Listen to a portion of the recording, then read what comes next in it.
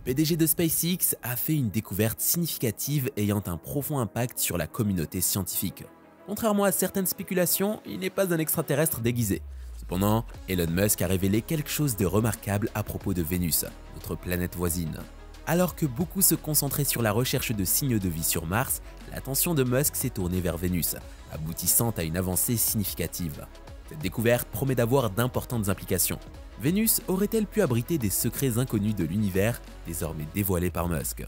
Mais avant de commencer, n'oubliez pas de vous abonner à la chaîne en activant toutes les notifications pour ne rien rater de nos dernières vidéos. Allez, c'est parti! Vénus est souvent appelée la planète sœur de la Terre en raison de sa taille et de sa composition similaire. Pourtant, des différences notables existent. Vénus détient le titre de la planète la plus chaude de notre système solaire, avec des températures de surface atteignant un brûlant d'environ 462 degrés Celsius. Cette chaleur extrême peut même faire fondre le plomb. Une autre caractéristique particulière est la rotation rétrograde de Vénus par rapport à la plupart des autres planètes. Cela signifie qu'une journée sur Vénus est plus longue qu'une année, car il faut plus de temps à Vénus pour effectuer une rotation complète sur son axe que pour orbiter autour du Soleil. Vous vous demandez peut-être pourquoi Vénus est si chaude malgré sa distance plus grande par rapport au Soleil que par rapport à Mercure, la planète la plus proche du Soleil. La réponse réside dans l'atmosphère dense de Vénus, principalement composée de dioxyde de carbone. Cette atmosphère crée un effet de serre qui emprisonne la chaleur, provoquant une augmentation significative de la température à la surface de Vénus. Cependant, les caractéristiques fascinantes de Vénus ne se limitent pas à sa chaleur. Saviez-vous que Vénus, seulement devancée par la Lune, est l'objet céleste le plus brillant dans le ciel nocturne? On peut même l'observer pendant la journée, ce qui lui vaut les titres d'étoile du matin ou d'étoile du soir. Un autre aspect captivant de Vénus est son système de nuages complexes. Ces nuages sont constitués d'acide sulfurique et créent des motifs et des couleurs envoûtants dans l'atmosphère. Certains scientifiques pensent que l'étude de ces motifs nuageux pourrait fournir des informations sur le climat passé de Vénus. À présent, explorons un peu l'histoire de l'exploration de Vénus. Au fil des ans, plusieurs engins spatiaux ont exploré Vénus. Une mission notable fut Mariner 2, lancée par la NASA en 1962. Elle a effectué un survol de Vénus à une distance d'environ 35 406 km, fournissant des données précieuses sur la surface brûlante de Vénus et sa haute pression atmosphérique. De plus, l'Union soviétique a mené une série de missions, Venera, entre 61 et 84, impliquant des sondes qui ont réussi à se poser à la surface de Vénus.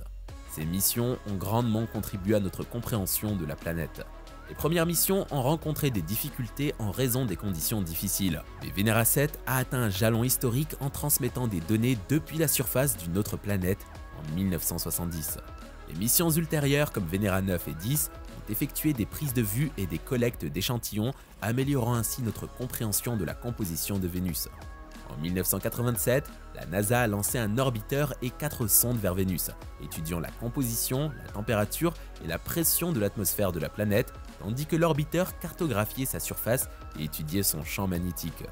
En 1989, la mission John Magellan a pionnièrement cartographié Vénus par radar, révélant des caractéristiques de surface détaillées, notamment des montagnes, des vallées et des cratères, ainsi que plus de 1000 volcans. La mission Train to Venus de l'Agence spatiale européenne a été mise en orbite autour de Vénus en 2005 pendant plus de 8 ans, fournissant des informations sur l'atmosphère, la température et l'ionosphère de Vénus, y compris la découverte notable d'une région froide dans la haute atmosphère. La mission Akatsuki, lancée par l'agence japonaise d'exploration aérospatiale en 2010, a initialement rencontré des difficultés pour entrer en orbite autour de Vénus, mais a réussi en 2015.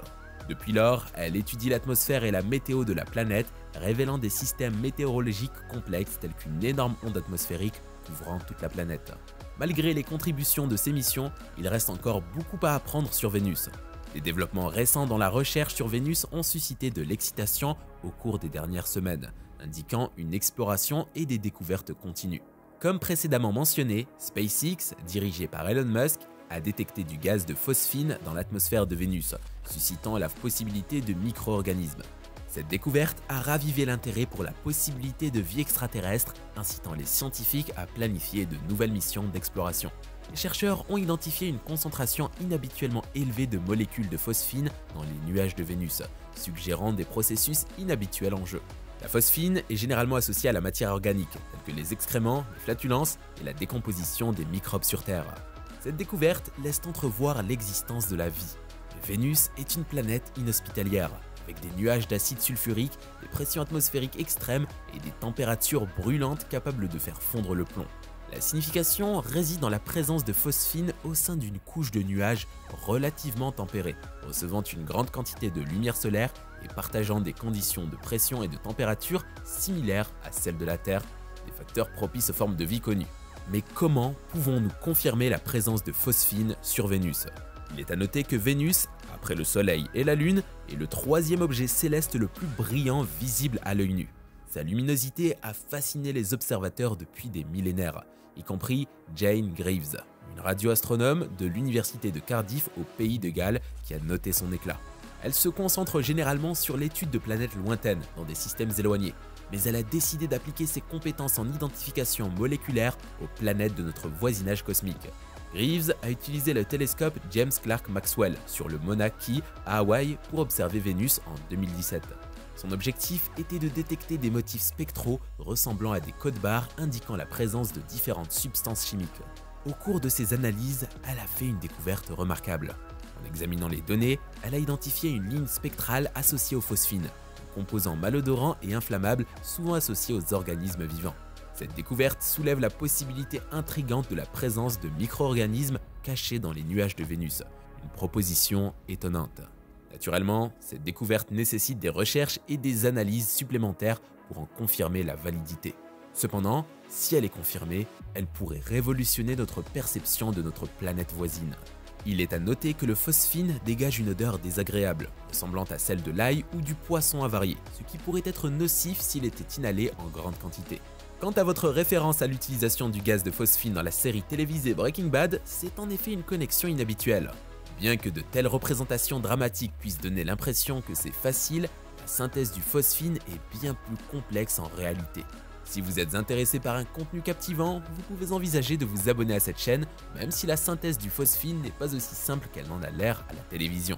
Clara Sosa Silva, une astrophysicienne moléculaire du Massachusetts Institute of Technology et co-auteure de l'étude ayant découvert la phosphine, a expliqué que le phosphore et l'hydrogène manifestent une répulsion l'un envers l'autre. Le phosphore préfère se lier à l'oxygène, tandis que l'hydrogène a ses propres partenaires privilégiés. Les géantes gazeuses comme Jupiter et Saturne contiennent naturellement du phosphine dans leur intérieur en raison de la formation efficace de la molécule dans des environnements à haute température. Cependant, la révélation étonnante était que Vénus, notre planète voisine, possède une atmosphère sauvagement semblable à une serre abondante en composés contenant de l'oxygène tel que le dioxyde de carbone. En temps normal, ces composés réagiraient facilement avec et absorberaient le phosphore du phosphine.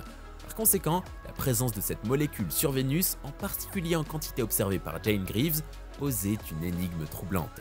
Les chercheurs ont revisité Vénus en utilisant le Atacama Large Millimeter, une submillimètre array plus avancée au Chili, et ont de nouveau détecté du phosphine dans son atmosphère. Ils ont exploré de manière exhaustive diverses applications pour l'existence de la molécule, notamment l'activité volcanique, les éclairs et même des météorites altérant l'atmosphère de la planète. Cependant, malgré leurs efforts, les chercheurs ont finalement dû reconnaître la possibilité que des organismes vivants, semblables à la Terre, pourraient être responsables de la production de phosphine sur Vénus. Les experts ont discuté de la signification de la découverte de phosphine dans l'atmosphère de Vénus et de ses implications potentielles pour l'existence de la vie sur la planète. Lorsqu'on envisage des habitats potentiels au-delà de la Terre, Mars et certaines lunes de Saturne et de Jupiter viennent à l'esprit. Les astrobiologistes ont maintenu un intérêt pour Vénus, malgré son environnement difficile.